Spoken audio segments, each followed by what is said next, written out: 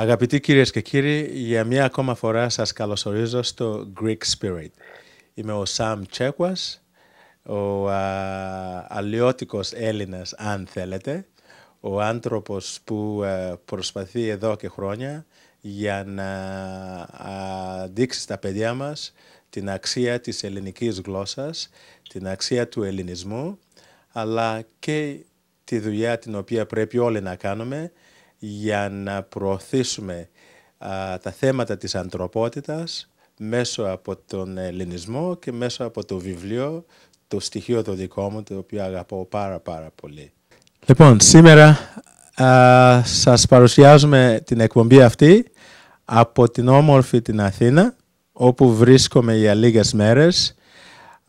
Από όσους τους φίλους που με γνωρίζουν, ξέρουν πάντοτε ότι λέω έρχομαι στην Ελλάδα για να πάρω ανάσα.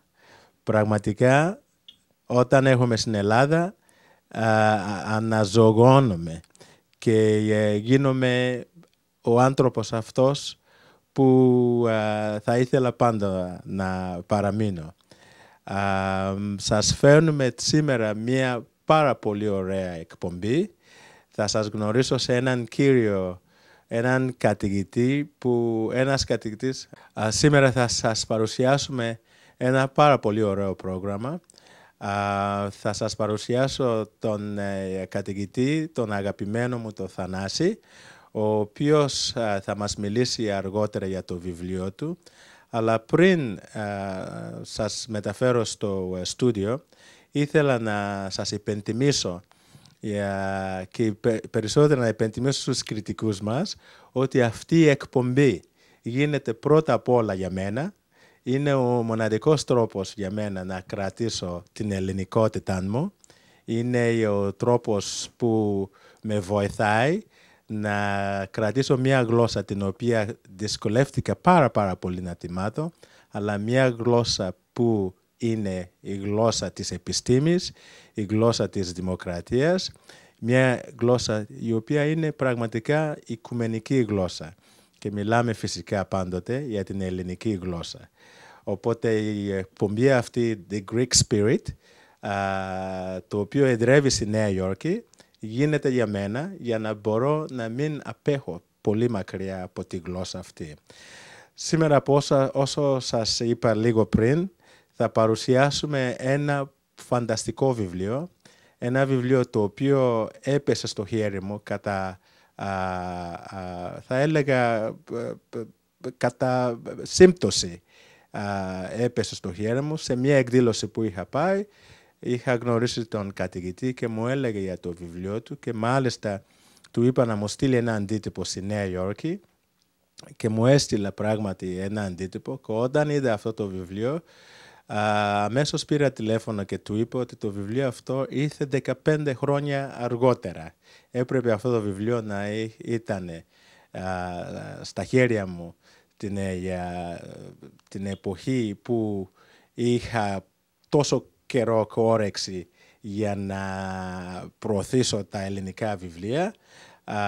Από ό,τι καταλαβαίνετε ότι τώρα τελευταία οι απασχολήσεις μου μεγαλώνουν και έτσι ολιγοστεύουν και για αυτό το χρόνο που διαθέτω για τα ελληνικά βιβλία. Κάτι το οποίο πιστεύω ότι σε σύντομο χρονικό διάστημα θα μπορέσω να βρούμε πάλι χρόνο για να προωθούμε τα ελληνικά βιβλία. Και πραγματικά βιβλία που αξίζουν, βιβλία τα οποία θα ανοίξουν τα μάτια στον κόσμο, βιβλία τα οποία θα βοηθήσουν τα παιδιά μας να αγαπήσουν περισσότερα αυτή τη πλούσια γλώσσα την οποία λέγεται ελληνική γλώσσα. Και αυτό το βιβλίο δεν είναι παρά αυτό που σας δείχνω τώρα, το οποίο λέγεται Ομηρικό Λεξικό.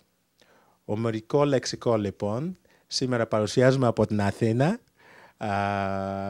και θα χαρώ πάρα πολύ στα παιδιά μας που είναι στη Νέα Υόρκη, που ήδη έχουν ρωτήσει πώς θα μπορούσαν να βρουν τα βιβλία αυτά, να κάνουν λίγη υπομονή και θα τα μεταφέρω εγώ στη Νέα Υόρκη όταν επιστρέψω και μπορούν να το βρουν και από το βιβλιοπωλείο Seaborn Books Και έτσι θα παρουσιάσουμε τον καθηγητή σε μια συνομιλία που έκανα μαζί του πάνω στο βιβλίο. Ακούστε τον. Αγαπητέ Σαμ, ευχαριστώ πολύ που με κάλεσες στην εκπομπή αυτή να παρουσιάσω το βιβλίο μου. Το Ομηρικό Λεξικό Ναυτικών Όρων είναι μια εργασία πολλών ετών. Εκείνο που με έκανε να το γράψω είναι ότι η αγάπη μου προς τα ομηρικά έπι, που διαπίστωσα μέσα ότι διαβάζοντάς τα μέσα στις ραψοδίες της Ηλιάδας και της Οδύσσιας, να υπάρχουν πολλές ναυτικές, ναυτιλιακές λέξεις που χρησιμοποιούμε σήμερα στην ναυτιλία και ειδικά στην εγγραφή του ημερολογίου του πλοίου. Μπορείς να μας πείτε πόσο χρόνο σου πήρε για να γράψεις αυτό το βιβλίο? Στην αρχή πίστευα ότι δεν θα κρατούσε πολύ χρόνο η συγγραφή του βιβλίου αυτού, αλλά πηγαίνοντας βαθύτερα και βαθύτερα μέσα στα ομηρικά έπι, πέρασαν αρκετά χρόνια και σύνολο 15 ετών είναι η συγγραφή του βιβλίου αυτού. Και ποια είναι η δομή του λεξικού? Τι περιέχει το λεξικό? Το λεξικό αυτό δεν είναι όπως τα άλλα λεξικά, έχει μία πρωτοτυπία, δηλαδή παρουσιάζει το λίμα, τη λέξη δηλαδή, μετά αναφέρεται στην ομηρική προέλευση της ναυτικής αυτής λέξης και πού αναφέρεται η λέξη αυτή μέσα στην Ηλιάδα και στην Οδύσσια. Δηλαδή αναφέρεται ο στίχος, δηλαδή ας πούμε Β365. Μετά από την καταγραφή του ομηρικού αρχαίου κειμένου γίνεται μετάφραση του κειμένου αυτού και όπου χρειάζεται και ιστορική και γίνεται μια εξιστόρηση των γεγονότων. Και πού απευθύνεται το λεξικό? Το λεξικό αυτό απευθύνεται σε οποιοδήποτε έχει πράγματι ενδιαφέρον για την αρχαία ελληνική γραμματεία, τα ομηρικά έπι και οπωσδήποτε σε κάθε ναυτικό, ναυτιλόμενο που θα δει το πλήθος των ναυτικών αυτών λέξεων να έχουν ομηρική προέλευση. Οι ομηρικές λέξεις του λεξικού που χρησιμοποιούμε εμείς σήμερα, πες μας αν αναφέρονται από άλλους αρχαίους ή μεταγενέστερους συγγραφείς. Δηλαδή πες μας λίγο αναλυτικά για το λεξικό αυτό και πώς ένας νέος μπορεί να το βρει χρήσιμο. Μάλιστα. Εκείνο πράγματι που παρουσιάζει ενδιαφέρον είναι ότι οι ομηρικές ναυτικές λέξεις που χρησιμοποιούμε σήμερα δεν είναι αυθαίρετα ομηρικές, δηλαδή επειδή τις αναφέρει ο Όμηρος τις λέμε και εμείς σήμερα στην ναυτιλία. Θα διοπιστώσει ο αναγνώστης του λεξικού αυτού ότι υπάρχει μια συνέχεια, δηλαδή τη λέξη αυτή την χρησιμοποιεί ο Ηρόδοτος, τη χρησιμοποιεί ο Θουκυδίδης, ο Στράβωνας, βυζαντινής συγγραφής και φτάνουμε και σύγχρονη συγγραφής και φτάνουμε μέχρι σήμερα. Και βλέπουμε ακριβώς την άρρηκτη συνέχεια, την άρρηκτη σύνδεση της ομηρικής γλώσσας με τη σημερινή. Λοιπόν, αυτό το βιβλίο, όπως συζητούσαμε πριν, όταν το έλαβα έμεινα πάρα πολύ εντυπωσιασμένος, γιατί πολλές φορές αναρωτιούμαι από πού προέρχονται οι μερικές λέξεις που δεν σήμερα συναντάμε στην δημοτική, όπως η λέξη «τι λέει», που είναι από τα αρχαία, που σημαίνει μακριά. Στο λεξικό αναφέρεις τις αστρονομικές γνώσεις την ομηρική εποχή. Μπορείς να μας πεις κάτι και γι' αυτό? Είναι συγκλονιστικό το πόσο ο Όμηρος αναφέρεται σε αστρονομικές αυτές παρατηρήσεις που μας εκπλήσει και εμάς σήμερα. Παραδείγματος χάρη αναφέρει την Καλυψό, η οποία όταν δίνει οδηγίες στον Οδυσσέα πώς θα γυρίσει στην πατρίδα του την Ιθάκη, του λέει ότι πηγαίνοντας για την πατρίδα σου την Ιθάκη θα έχεις την μεγάλη Άρκτο, την οποία κατονομάζει ως άμαξα, απαριστερά σου. Δηλαδή το βορρά απαριστερά σου. Αυτό σημαίνει ότι θα πηγαίνει ανατολικά. Και αυτοί οι ερευνητές που εξετάζουν και την γεωγραφική πλευρά των ομηρικών επών θα πρέπει να λάβουν υπόψη ότι το νησί της Καλυψούς είναι δυτικά και ανατολικά από το νησί αυτό είναι η Ιθάκη. Και πόσα πλοία έλαβαν μέρος στην εκστρατεία της Τροέας? Πράγματι είναι ένα μεγάλος αριθμός πλοίων που έλαβε μέρος στην εκστρατεία. Είναι 1186 πλοία, τα οποία ξεκίνησαν από την Αυλίδα και πήγαν στην Τρία, σε 22-23 ομάδες πλοίων που έλαβαν πολλές ελληνικές πόλεις μέρος στην εκστρατεία αυτή. Μπορείς να μας πεις μερικές λέξεις του ομηρικού λεξικού? Βεβαίως. Μπορώ να σας πω, ας πούμε, η λέξη «als αλός», η περίφημη αυτή λέξη, η θάλασσα δηλαδή της θαλάσσης. Λέμε σήμερα τη λέξη «ίσαλος». Ίσαλος είναι από τη λέξη «ίσος» και «als αλός» είναι ακριβώς εκεί που το νερό της θάλασσας γλύφει τη γάστρα του πλοίου και λέμε είναι ίσα δηλαδή με τη θάλασσα, ίσαλος. Πάνω από την ίσαλο είναι εκτός της αλός, δηλαδή τα έξαλα του πλοίου. Είναι ακριβώς τα μέρη του πλοίου που είναι πάνω από τη θάλασσα. Και το άλλο, που χωρίς δεν το καταλαβαίνουμε πώς το λέμε, η λέξη ύφαλος είναι υπό την αλό. Και έτσι λοιπόν έχουμε ίσαλος ίσα με τη θάλασσα, έξαλα έξω από τη θάλασσα και ύφαλος κάτω από τη θάλασσα. Είναι συγκλονιστικό. Το λεξικό αυτό είναι εκπληκτικό και με αφορμή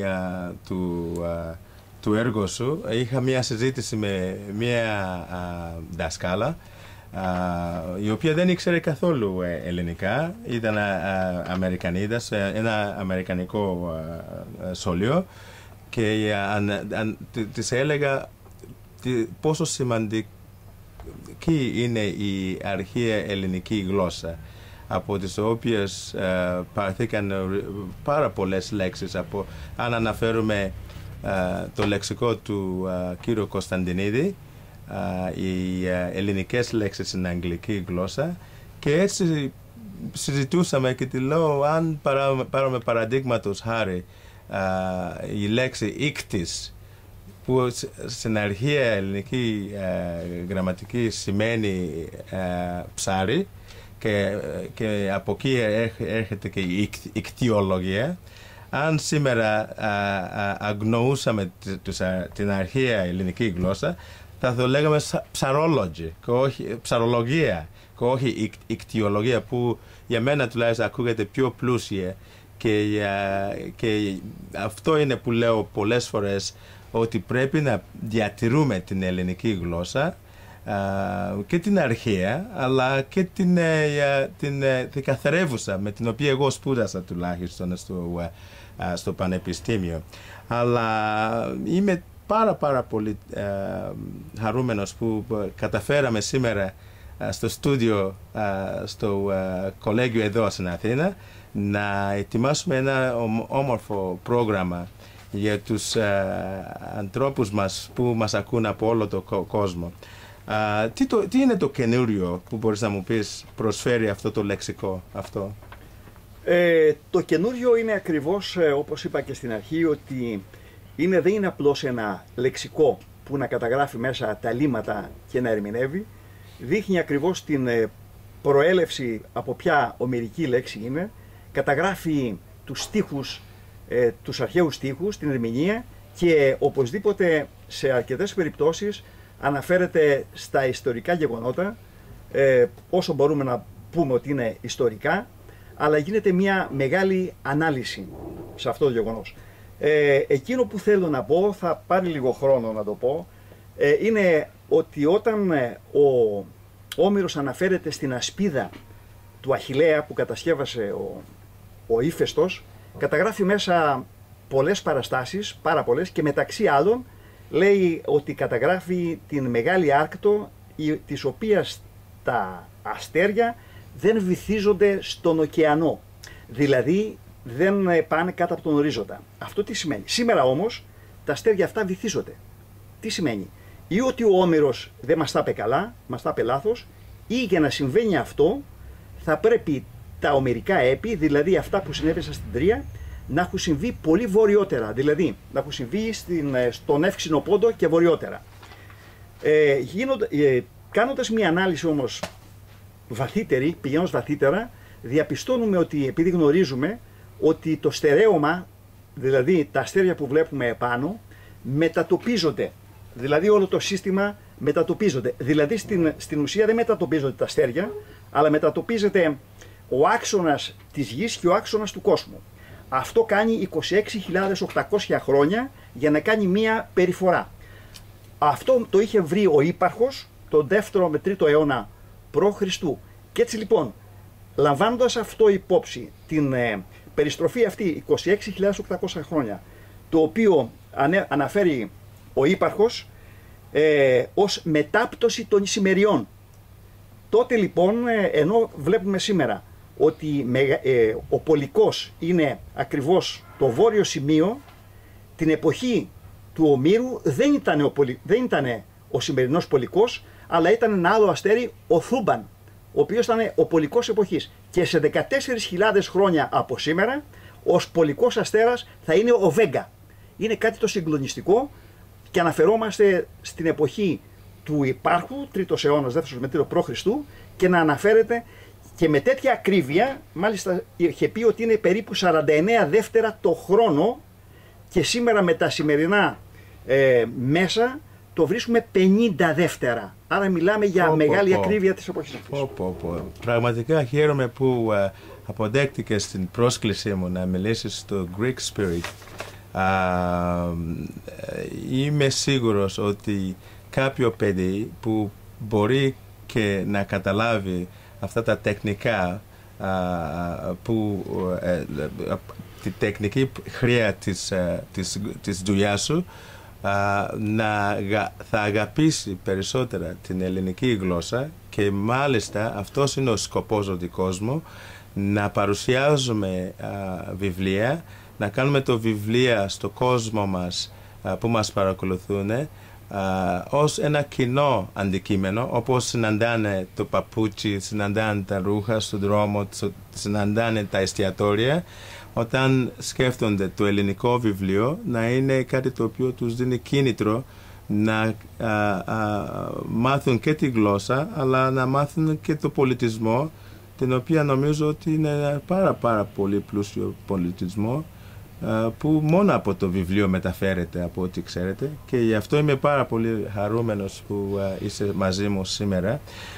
Αλλά ας μιλήσουμε λίγο επί της ουσίας. Τι σκοπεύεις να κάνεις μετά σχετικά με το ομηρικό λεξικό, αν θα μεταφραστείς στην αγγλική γλώσσα ή σε κάθε άλλη γλώσσα? Όπως δεν είναι η ελληνική γλώσσα, την αγαπάμε παντού, αλλά δεν ομιλείται παντού, άρα πρέπει να μεταφέρουμε και το βιβλίο αυτό σε άλλες γλώσσες για να μπορούν και εκείνοι να το παρακολουθήσουν και να το διαβάσουν. Αγαπητέ Σαμ, ευχαριστώ για την ερώτηση που κάνεις. Επειδή το βιβλίο αυτό έχει βρει απήχηση σε ξένα πανεπιστήμια κλασικών σπουδών, αλλά όμως μπορούν και το διαβάζουν μόνο αυτοί που γνωρίζουν ελληνικά, έχω κάνει τη σκέψη και έχω αρχίσει να το μεταφράζω στα αγγλικά, το οποίο θα πάρει κάποιο χρονικό διάστημα, αλλά είναι μεγάλη μου επιθυμία τα ομηρικά αυτά έπι και ειδικά το ομηρικό λεξικό να διαβάζεται από όλο τον κόσμο στην αγγλική γλώσσα. Και στο θέμα αυτό της μεταφράσεως, υπάρχει κάποια βοήθεια που προσφέρει η ελληνική κυβέρνηση ή κάποιοι φορείς που να έχουν καταλάβει ότι η ελληνική γλώσσα πρέπει να την υποστηρίζουμε και να την διατυμπανίζουμε σε όλο τον κόσμο? Έχεις πάρει καμία υποστήριξη από πουθενά? Δυστυχώς θα με κάνεις να γελάσω ειρωνικά.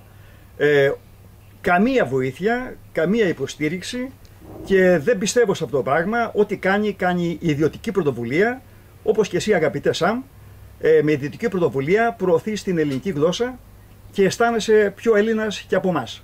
Αυτό με χαροποιεί και χαίρομαι πάρα πολύ για την συνεργασία μας. Αυτό συμφωνώ μαζί σου. Όπως είπε και ο Κέννεντι, σκέψου τι μπορείς να κάνεις για τη χώρα σου και όχι τι η χώρα σου θα κάνει για σένα. Αλλά υπάρχουν ορισμένα θέματα, ορισμένα πράγματα που αξίζει και χρειάζεται υποστήριξη και προώθηση. Ένα άτομο μπορεί να κάνει όσο μπορεί, αλλά εγώ πιστεύω ότι αυτό το λεξικό αξίζει να υπάρχει σε κάθε βιβλιοθήκη στην Αγγλία, στην Αμερική και οπουδήποτε αλλού που το ζητάνε. Να μην είναι κάτι το οποίο το αφήνουμε σε ιδιωτική πρωτοβουλία για να φτάσει εκεί. Αν φανταστείς ότι αν ο Μέγας Αλέξανδρος δεν έκανε τις περιοδίες εκείνη την εποχή, σε ορισμένες χώρες που ομιλούν και διψάνε για την ελληνική γλώσσα και πολιτισμό, ίσως και να μην υπάρχουν. Άρα θα πρέπει να λέμε και στους άρχαιους να ενδιαφέρονται περισσότερα για την πρόθεση της γλώσσας αυτής, γιατί αν δεν σε βρήκα τυχαία και να αγαπήσω το έργο σου, ίσως αυτό το πρόγραμμα σήμερα δεν θα υπήρχε. Λοιπόν, άρα θα πρέπει να έχουμε μια συντονισμένη όλοι μαζί πίεση στους κυβερνητικούς αρχαίους να βοηθήσουν την προσπάθεια αυτή που έχεις κάνει και να το σπείρουμε σε όλο τον κόσμο. Τώρα, επειδή το πρόγραμμα μας τελειώνει σιγά σιγά, θα ήθελα να σε ρωτήσω και για άλλα έργα που έχεις κάνει. Έχεις γράψει και άλλα βιβλία? Αγαπητέ, σε ευχαριστώ και πάλι. Το άλλο βιβλίο που έχω γράψει είναι το Δίκαιο της θάλασσας, που αναφέρεται δηλαδή στην οριοθέτηση των θαλάσσιων ζωνών, εσωτερικά ύδατα, χωρικά ύδατα, αποκλειστική οικονομική ζώνη, υφαλοκρηπίδα, κάτι που είναι πολύ βασικό να τα γνωρίζει κάθε Έλληνας. Ένα άλλο βιβλίο είναι το Ενιολογικό λεξικό ναυτιλιακών όρων, το οποίο έχει μεγάλη απήχηση και τώρα μεταφράζεται στα αραβικά. Αυτό ήθελα να σου πω και την χάνει μεγάλης αποδοχής. Και αυτά τα βιβλία πού θα μπορούσε ο κόσμος να τα βρει? Τα βιβλία αυτά μπορεί να τα βρει στα κεντρικά βιβλιοπωλεία των Αθηνών ή στο Amazon και στο δικό σου βιβλιοπωλείο, που με μεγάλη μου χαρά έμαθα ότι το διαθέτεις στην Αστόρια της Νέας Υόρκης. Λοιπόν, θα μπορούσαμε οι δύο μας να μιλάμε όλη την ημέρα, γιατί είσαι και εσύ ένας πάρα πολύ ευχάριστος άνθρωπος. Η παρέα σου εδώ στην Αθήνα με ικανοποίησε τόσο πολύ που θα ήθελα να σε πάρω μαζί μου να γυρίσουμε στη Νέα Υόρκη, αλλά σε απευθύνω και πρόσκληση να έρθεις στο χωριό μας στη Νέα Υόρκη να κάνουμε μια παρουσίαση του έργου σου. Νομίζω το αξίζεις. Αλλά έπειτα θα ήθελα να πω και στον κόσμο ότι μια άλλη πρόσκληση. Για πες μου για την πρόσκληση προς την Αφρική που έχουμε ξεκινήσει μαζί. Με μεγάλη μου ικανοποίηση και χαρά άκουσα ότι έχεις ιδρύσει σχολείο στην Αφρική, μέσα στη ζούγκλα, και πέραν της τοπικής γλώσσας και της αγγλικής που διδάσκονται οι μαθητές της περιοχής στην Νιγηρία. Ναι, να σε διορθώσω λίγο. Τη ζούγκλα, να το πούμε έτσι σε εισαγωγικά, ότι είναι κάπου που υπάρχουν δέντρα πάρα πολλά και απόμακρο χώρο, αλλά όχι ζούγκλα όπως το ξέραμε παλιότερα, όπου ακούγεται κάπως ως υποανάπτυκτη. Είναι ακόμα ένα χώρο που δεν έχει αναπτυκτεί, ούτε υπάρχουν δρόμοι που πάνε. Είναι χώρο που συνεχίσετε. Ακριβώς αυτό ήθελα να πω όταν εννοούσα ζούγκλα, δηλαδή ένα μέρος που δύσκολα πηγαίνει κάποιος εκεί, και ακριβώς αυτή η μεγάλη σου επιθυμία να κάνεις το σχολείο είναι αξιέπαινη, και αυτό εκτίμησα και προσφέρομαι σαν πρώτος καθηγητής ελληνικών να διδάξω στο σχολείο αυτό, έστω και για 2 μήνες, και πιστεύω εθελοντές θα συνεχίσουν αυτό το έργο της ελληνικής γλώσσας. Και σε ευχαριστώ πάρα πολύ που δέχεσαι να διδαχθεί η ελληνική γλώσσα στη Νιγηρία. Ευχαριστώ πάρα πολύ, Θανάση. Μακάρι να υπάρχουν Έλληνες σαν και σένα, γιατί η πρώτη φορά που σου είπα για την προσπάθεια αυτή, αμέσως δέχτηκες να συμμετάσχεις, και είναι αυτό που λέω, ότι ο ελληνισμός πρέπει να προωθεί την ελληνική γλώσσα. Υπάρχουν παιδεία σε όλο τον κόσμο σήμερα που περιμένουν να ελληνοποιηθούν, και πιστεύω με την γλώσσα μπορούμε να φτιάξουμε καλύτερους ανθρώπους στην γη αυτή που ζούμε. Θανάση μου, τι να σου πω, είμαι πάρα πολύ χαρούμενος που δέχτηκες να μιλήσεις για το βιβλίο σου και να βοηθήσεις και στην προσπάθεια την οποία κάνουμε ως εθελοντής στην Αφρική για 2 μήνες. Για 1 μήνα σε είχα ζητήσει, αλλά τώρα μην ξεχνάς ότι έχεις δηλώσει για 2 μήνες, οπότε καταλαβαίνεις ότι θα σε φάνε πολλά κουνούπια εκεί πέρα, εντάξει. Είναι μια εμπειρία που μακάρι να μπορέσουμε να εξασφαλίσουμε ένα ντοκιμαντέρ δείχνοντας πώς ξεκινάει ένα παιδί σήμερα μαθαίνοντας ελληνικά και σε 20 χρόνια να ξαναεπισκεφτούμε να δούμε τι έγινε με εκείνο το παιδί. Αυτές οι σκέψεις πρέπει η Ελλάδα να αρχίσει να σκέφτεται προς αυτή την κατεύθυνση, ότι η Ελλάδα είναι περιζήτητη σε όλο τον κόσμο. Θανάση μου, είσαι πάρα πολύ αγαπητός άνθρωπος και σε σέβομαι πάρα πολύ και επιτρέψαμε να σου πω ότι και σε αγαπώ και ελπίζω όλα να πάνε καλά και να γράψεις και το επόμενο βιβλίο σου και τη μετάφραση του βιβλίου σου να γίνει. Εγώ θα κάνω ό,τι μπορώ να βοηθήσω στην μετάφραση και έτσι ό,τι επιτιμήσεις θα γίνει. Τώρα σε αφήνω να κλείσεις με τα δικά σου τα λόγια. Σε ευχαριστώ πάρα πολύ, Σαμ. Εκείνο που μας ενώνει είναι η ελληνική γλώσσα, η οποία πιστεύω ότι μπορεί να ενώσει όλο τον κόσμο.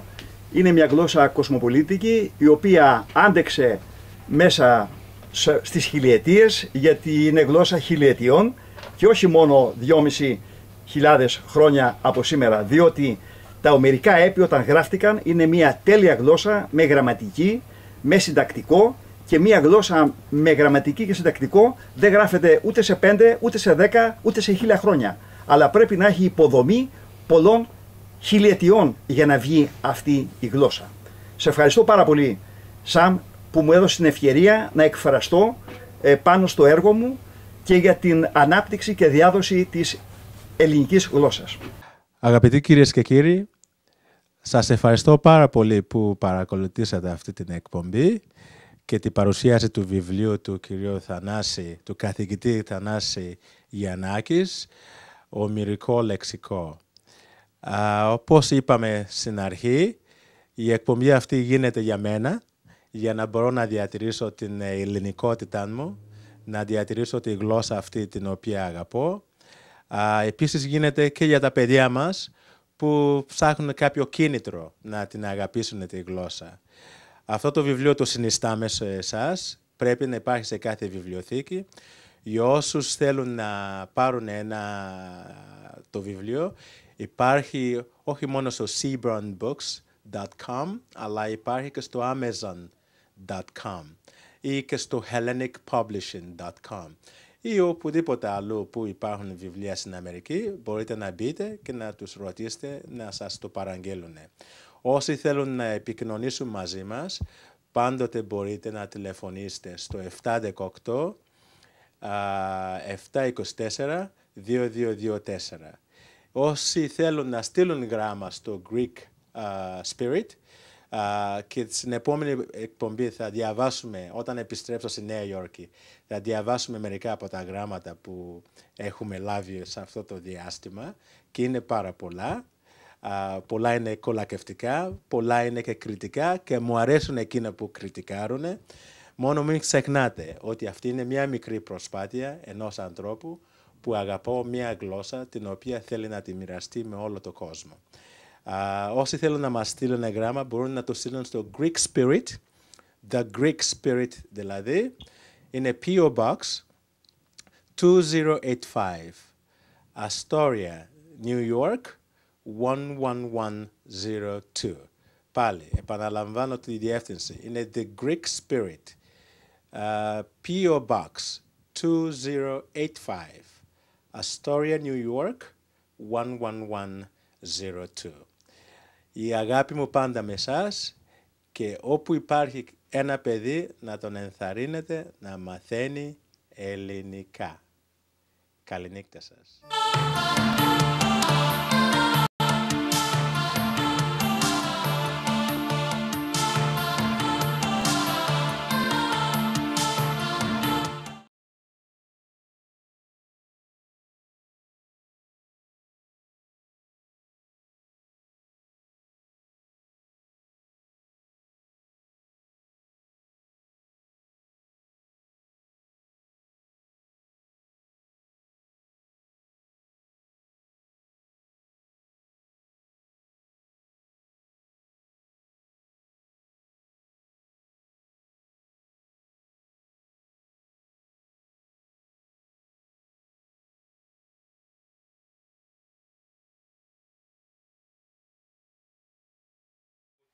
μπορούσε να έχει.